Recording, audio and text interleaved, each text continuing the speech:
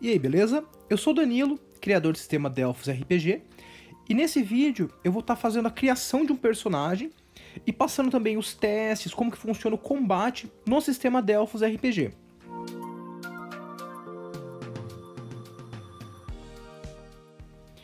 Eu vou estar usando aqui o livro Reino das Pirâmides, mas é o mesmo esquema no Odisseia. Então primeiro, nós vamos ter 4 passos da criação do personagem que vão estar influenciando só na parte do background dele.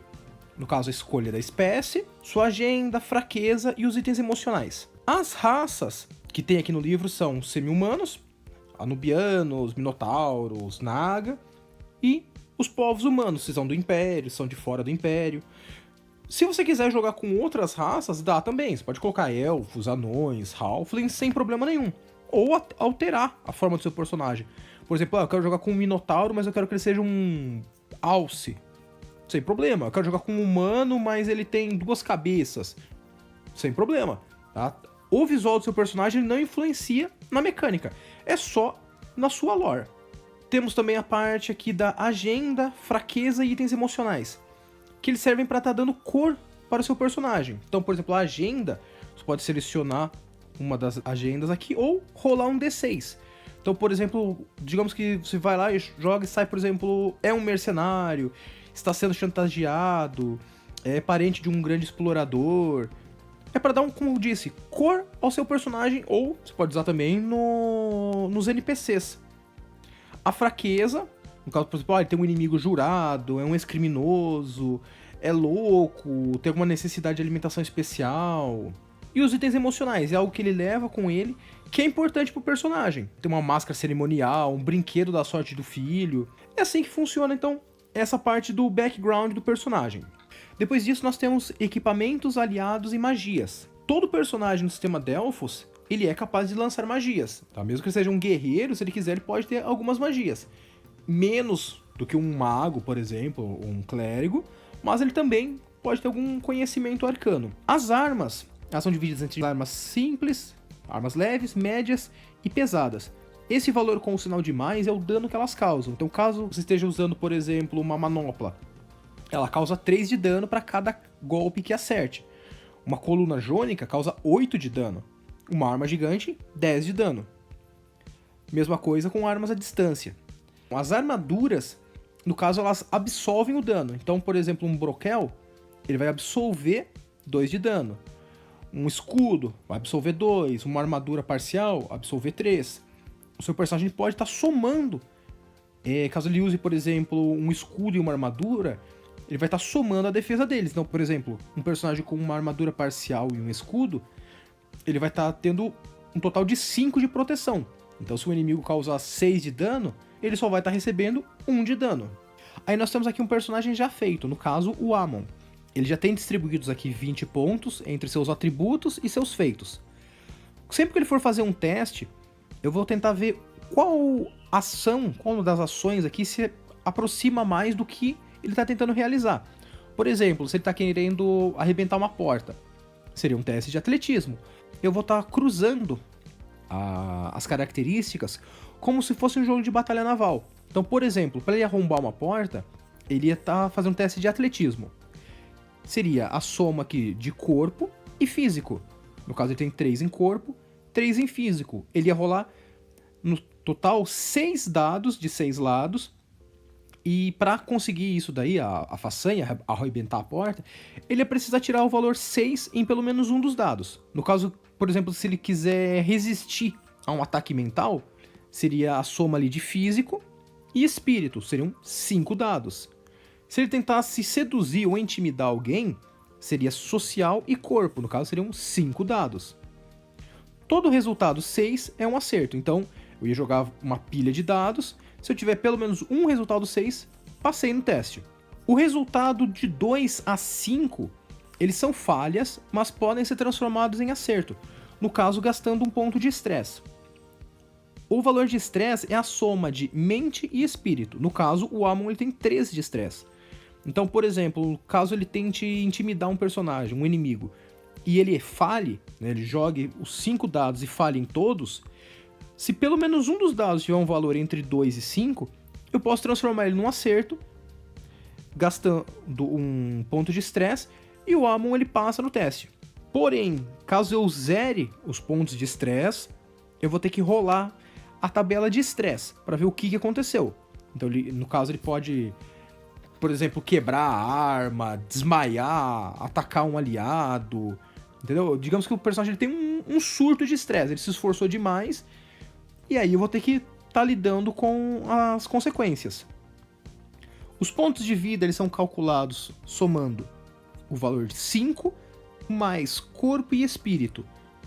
E os pontos de magia são 5 mais o valor de mente e espírito. No caso, o Amon, ele tem 10 pontos de vida 8 pontos de magia. E 3 pontos de estresse, que seria só a soma de mente e espírito. Os 3 talentos iniciais, no caso ele começou com imobilizar, bruto e sobrevivente. Mas você pode estar escolhendo, né, outros talentos.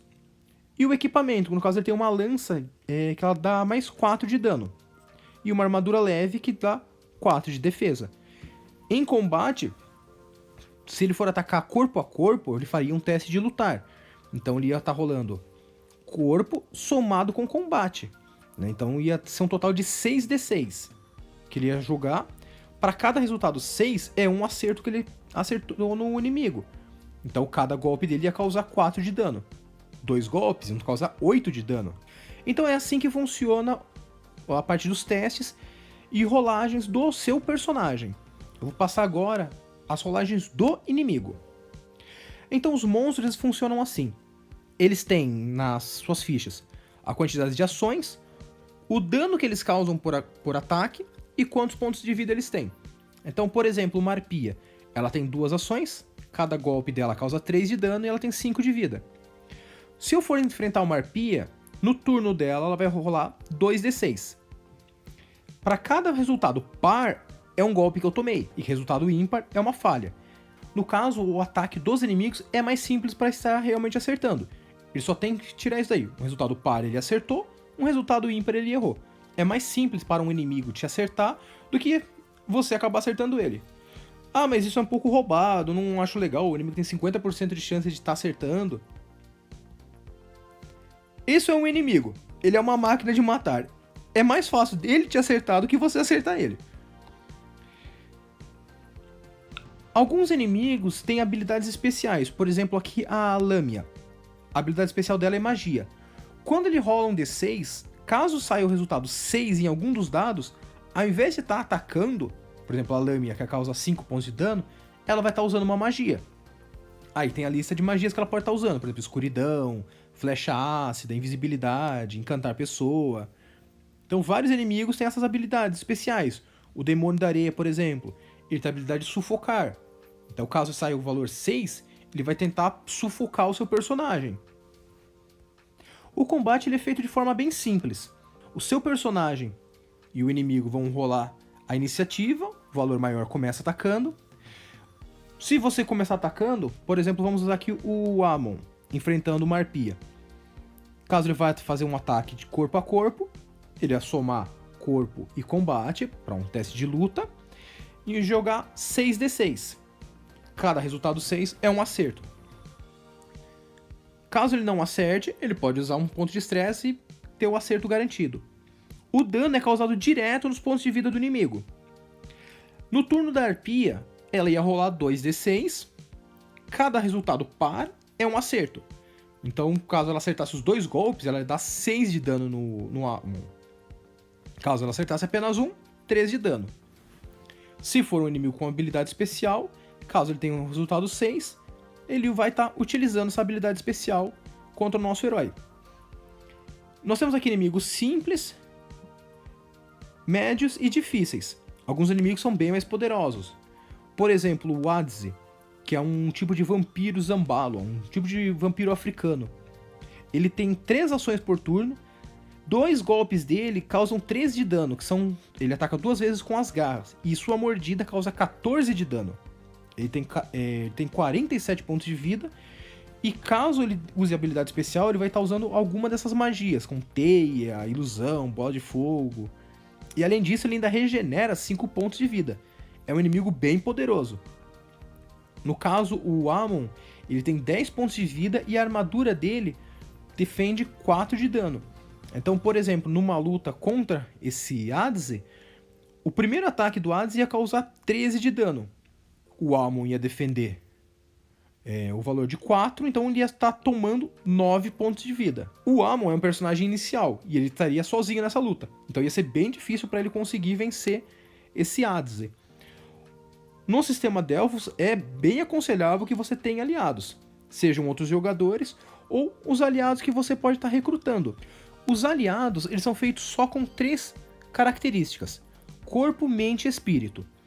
Você pode estar criando o seu aliado do zero, distribuindo 6 pontos entre essas 3 características, e escolhendo seu equipamento inicial e seus 3 talentos, ou então pode estar usando aqui na lista rápida de personagens. Então é isso. Você viu que o sistema Delphos ele é bem simples para estar sendo jogado. Embora pareça tenha muita coisa aqui na tabela do herói, é bem simples de estar entendendo como que ela funciona e as jogadas também são bem intuitivas. Então é isso, falou!